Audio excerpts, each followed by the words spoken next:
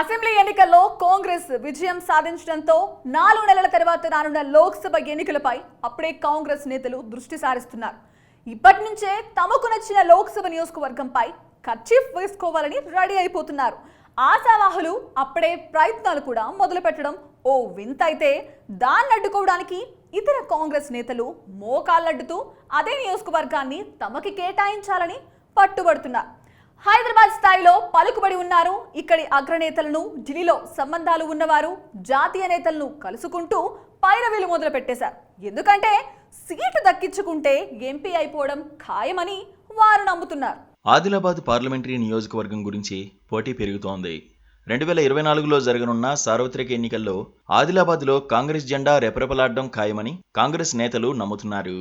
అందుకే జిల్లాకు చెందిన కాంగ్రెస్ నేతల చూపు లోక్సభ నియోజకవర్గంపై పడింది. తాజా ఎన్నికలకు ముందు బీఆర్ఎస్ నాయకత్వం తనకు టికెట్ ఇవ్వకపోవడంతో అలిగిన రేఖానాయక్ అమాంతం కాంగ్రెస్లో చేరారు.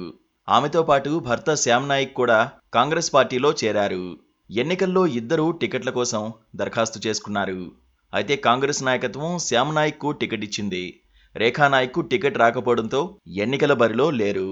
గత ఎన్నికల్లో ఖానాపూర్ నుండి గెలిచిన రేఖానాయక్ 2023 ఎన్నికల్లోనూ అక్కడి నుండే పోటీ చేయాలనుకున్నారు. అయితే బీఆర్ఎస్ అధినేత కేసీఆర్ సిట్టింగుల్లో ఇంచుమించు అందరికీ టికెట్లు ఇచ్చారు. కేవలం 7గురికే ఆయన టికెట్ ఇవ్వలేదు. అందులో రేఖానాయక్ ఒకరు. టికెట్ కోసం ప్రయత్నించినా లాభం లేకపోవడంతో రేఖానాయక్ తన భర్తతో కలిసి కాంగ్రెస్ కండువా కప్పుకున్నారు. తనకి ఖానాపూర్ నుండి తన భర్త శ్యామ్ నాయక్కి ఆసిఫాబాద్ నుండి టికెట్ ఇవ్వాలని దరఖాస్తు చేసుకున్నారు. పార్టీ నాయకత్వం ఇద్దరిలో ఒకరికే టికెట్ ఇచ్చింది. ఆసిఫాబాద్ నుండి పోటీ చేసిన శ్యామ్ నాయక్ ఓటమి చెందారు. అసెంబ్లీ ఎన్నికల్లో తనకు టికెట్ ఇవ్వలేదు కాబట్టి ఇప్పుడు మహిళల కోటాలో తనకు లోక్సభ స్థానానికి టికెట్ ఇవ్వాల్సిందిగా రేఖానాయక్ కోరుతున్నారు. ఆదిలాబాద్ ఎంపీ సీటుపై కన్నేసిన రేఖానాయక్ కొద్ది రోజుల ముందు ముఖ్యమంత్రి రేవంత్ రెడ్డిని కలిసి ఆదిలాబాద్ సీటు భార్యాభర్తల్లో ఎవరో ఒకరికి కేటాయించాలని కోరారు. ఆదిలాబాద్ నియోజకవర్గంలో ఏ పార్టీ విజయం సాధించాలన్నా ఆదివాసీల అండా ఉండాల్సిందే. రాజ్గోండులు ఇక్కడ అత్యధిక సంఖ్యలో ఉంటారు. గత ఎన్నికల్లో ఇదే సామాజిక వర్గానికి చెందిన సోయం బాపురావు భారతీయ జనతా పార్టీ టికెట్పై పోటీ చేసి విజయం సాధించారు. ఈ అసెంబ్లీ ఎన్నికల్లో పోటీ చేసి ఓటమి చెందారు. వచ్చే లోక్సభ ఎన్నికల్లో బాపురావు మళ్లీ బీజేపీ తరపున బరిలో దిగే అవకాశాలు ఉంటాయి. ఇక కాంగ్రెస్ నాయకత్వం బలమైన అభ్యర్థి అన్వేషణలో ఉంది. రేఖానాయక్, శ్యామ్ నాయకులు లంబాడాలు. ఆదిలాబాద్లో ఆదివాసీ గిరిజనులకు లంబాడాలకు మధ్య పచ్చగడ్డి వేస్తే భగ్గుమంటుంది. లంబాడా అభ్యర్థులు బరిలో ఉంటే ఆదివాసీలు వారికి ఓట్లు వేయరని అంటున్నారు. మొన్నటి అసెంబ్లీ ఎన్నికల్లో ఆదిలాబాద్ జిల్లాలోని బోధ్, ఖానాపూర్, ఆసిఫాబాద్ నియోజకవర్గాలు 3 కూడా ఎస్టీ రిజర్వ్డ్ నియోజకవర్గాలు.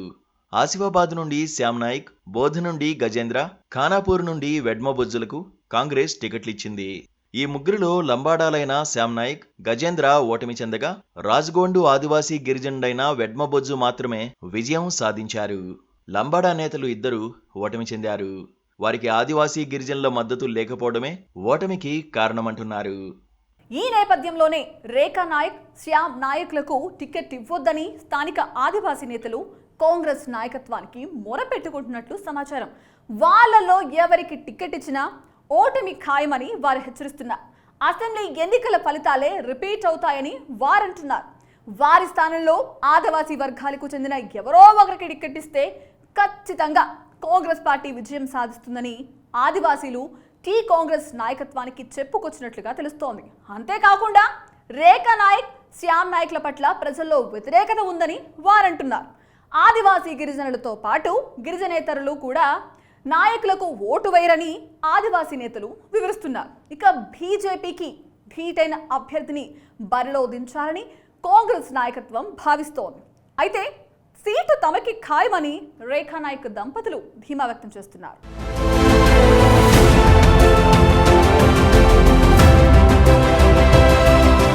Please subscribe to KTV Telugu. KTV Telugu. KTV Telugu channel.